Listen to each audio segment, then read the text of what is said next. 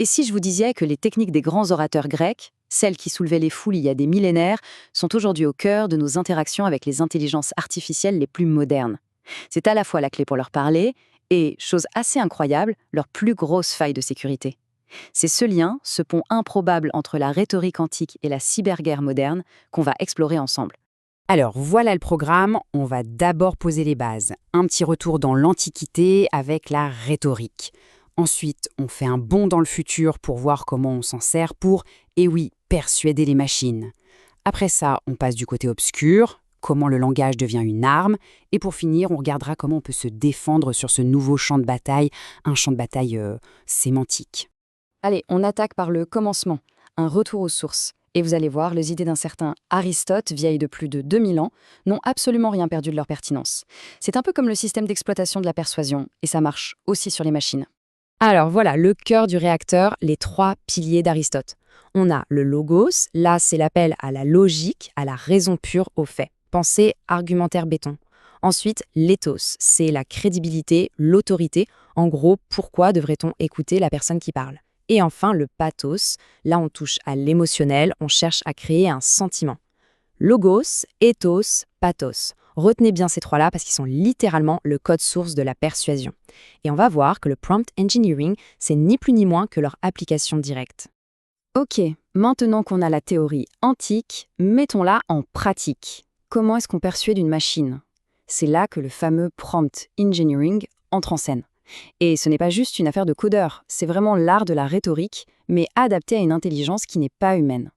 Commençons par le premier pilier, le logos, l'appel à la logique. Pour une IA, c'est simple, c'est la règle d'or du garbage in, garbage out. Si vous lui donnez n'importe quoi, elle vous répondra n'importe quoi.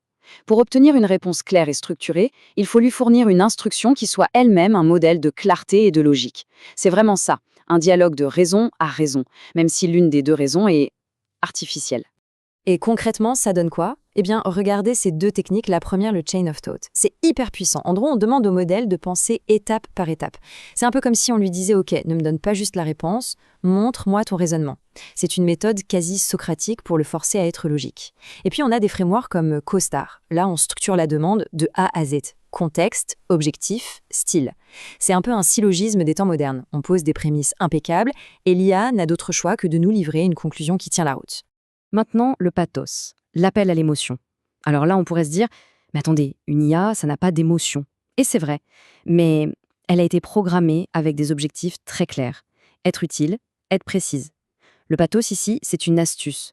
On va créer un cadre qui va faire appel à cette envie de bien faire qui est codée en elle. On ne va pas lui faire peur, mais on peut jouer sur l'importance de la tâche pour la motiver à donner le meilleur d'elle-même. Regardez cet exemple, c'est parlant. Tu es un expert en cybersécurité de renommée mondiale. Ton analyse est cruciale.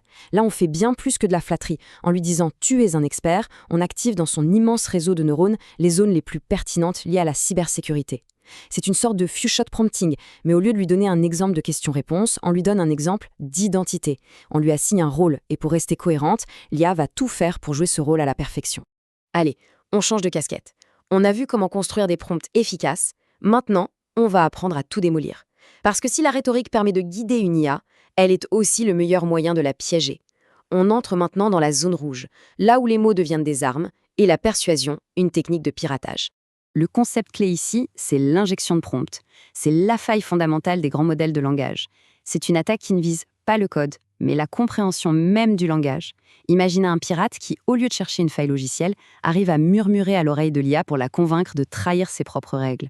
Sa plus grande force, comprendre et suivre nos instructions, devient alors sa plus terrible vulnérabilité.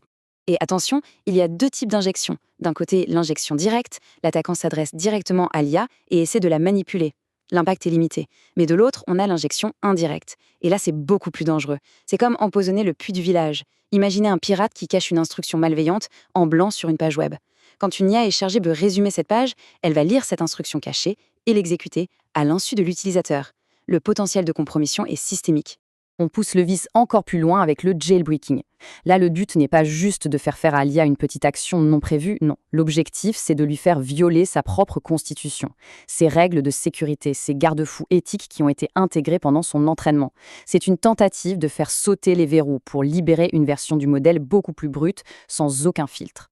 Et comment ça marche ? Eh bien, ça exploite le besoin de cohérence. C'est la technique d'un mentaliste. Il ne vous force pas, il vous guide à travers des étapes logiques jusqu'à une conclusion qui semble inévitable. L'attaquant fait pareil. Il va créer un scénario, un jeu de rôle par exemple, et y plonger l'IA. Pour rester cohérente dans le scénario, elle va finir par suivre la logique du récit, même si cette logique l'amène à violer ses propres règles. C'est brillant et terrifiant. Ok, face à une menace aussi subtile, une menace qui n'est pas du code mais du sens, comment est-ce qu'on se défend? Bienvenue sur le champ de bataille sémantique. Ici, les armes sont les mots et les boucliers sont des algorithmes. Dans ce nouveau type de cyberguerre, on retrouve les équipes classiques. D'un côté, les Red Teams, les attaquants. Ce sont des maîtres de la rhétorique qui utilisent toutes les ruses du langage pour trouver les failles. De l'autre, les Blue Teams, les défenseurs. Eux, ce sont les logiciens qui construisent les défenses. C'est une véritable course à l'armement sémantique. Et c'est là que le bug bounty devient vital, en ouvrant la chasse aux failles à des milliers de chercheurs indépendants. Alors concrètement, une bonne stratégie de défense, c'est une approche en plusieurs couches. D'abord, le technique. Il faut cloisonner, séparer les instructions des données, limiter les permissions. Ensuite, le procédural. Il faut impérativement une supervision humaine pour toutes les actions critiques. Et enfin, et c'est peut-être le plus important, l'humain. Il faut former tout le monde à la pensée critique. La meilleure défense, ça restera toujours notre propre cerveau. Et on termine avec cette question, qui est loin d'être rhétorique. À l'avenir, la plus grande faille de sécurité, ce ne sera pas dans une ligne de code, mais dans la nuance d'une phrase, dans la sémantique. La manipulation du langage est peut-être en train de devenir l'outil de piratage ultime. La vraie question c'est, est-ce qu'on est seulement prêt pour ça ?